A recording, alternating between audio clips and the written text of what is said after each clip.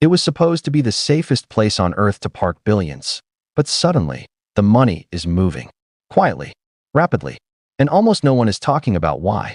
For years, the Gulf, especially Dubai, was untouchable. Zero tax appeal. Luxury beyond imagination. A financial bridge between continents. Wealth didn't just flow in, it stayed. So why are some of the world's richest investors quietly pulling out now? But here's the strange part.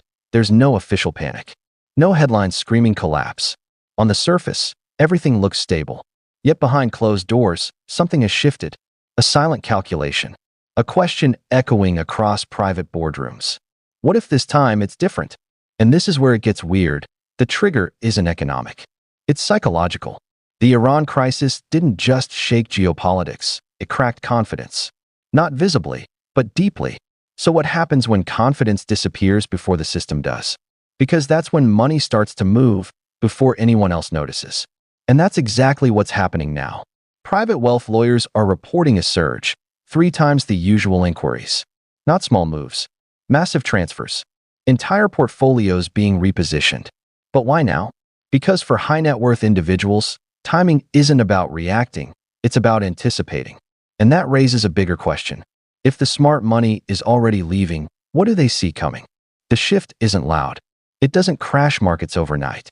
It happens in whispers, in private calls, in encrypted instructions moving millions across borders in seconds.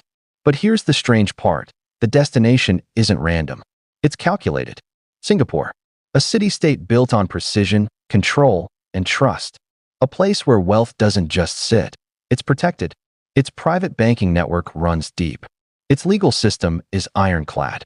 And in times of uncertainty, that combination becomes magnetic. And this is where it gets weird. This isn't just diversification. It's strategic retreat. Ryan Lin, a private wealth lawyer, reveals something unusual. His firm is receiving 3 times more inquiries than normal. Not curiosity, intent. Clients aren't asking if they should move money. They're asking how fast. Some are shifting up to $100 million in a single move. But that's not even the craziest part. They're not abandoning the Middle East completely. They're redistributing risk. Because here's the insight most people miss. Wealth doesn't wait for danger to arrive. It moves at the first sign of uncertainty. And that creates a ripple effect. Because when money moves, opportunities move with it. But where does it go next? And who benefits the most from this silent migration? Follow the trail, and you start to see a pattern emerging. Luxury real estate, private banking hubs, financial safe zones. But here's the strange part. This isn't driven by fear alone. It's driven by certainty. High-end property specialist Christy Dong reveals something critical. Clients aren't reacting to headlines. They're repositioning for the long term. This isn't panic. It's planning. And this is where it gets weird. The assets they're targeting aren't just safe. They're scarce. Exclusive properties. Financial instruments tied to stable jurisdictions. Places where legal systems don't bend under pressure. Because for the ultra-wealthy, safety isn't enough. They want predictability. And predictability is becoming rare. Meanwhile, another player quietly enters the scene. Hong Kong. At first glance, it's just another financial hub. But beneath the surface, something strategic is unfolding. Events like the Rugby Sevens aren't just sports. They're networking arenas for billionaires, executives, and family offices. Deals are discussed. Alliances formed. Futures decided.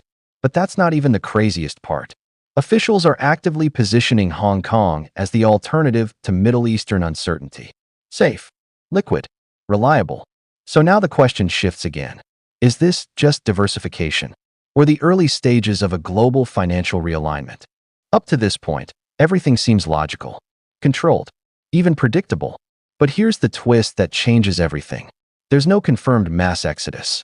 Ratings agencies say there's no clear evidence of large-scale capital leaving the Gulf. So what's really happening? And this is where it gets weird. The shift is invisible. It's not about volume yet. It's about direction. Early signals.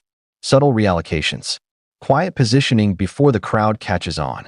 Because once the movement becomes obvious, it's already too late. And here's the insight that flips the narrative. Markets don't collapse when money leaves. They collapse when confidence does.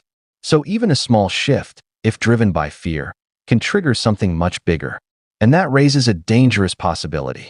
What if this isn't the main event? What if this is just the beginning? Because if the conflict drags on, those small shifts could accelerate. And when they do, they won't stay invisible anymore. They'll reshape everything. But what exactly changes when billions start moving at scale? What happens next doesn't just affect billionaires. It reaches everyone.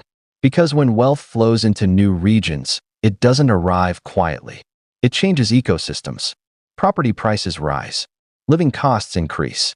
Entire cities begin to transform. And this is where it gets strange.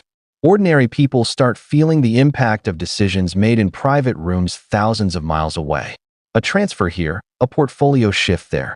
And suddenly, housing becomes unaffordable. Markets tighten. Opportunities shift. But that's not even the craziest part. Most people won't even know why it's happening. They'll just feel it. Higher rents. Competitive markets. A subtle pressure building over time. All driven by a movement they never saw begin. And now we're back to the question that started it all. If this continues,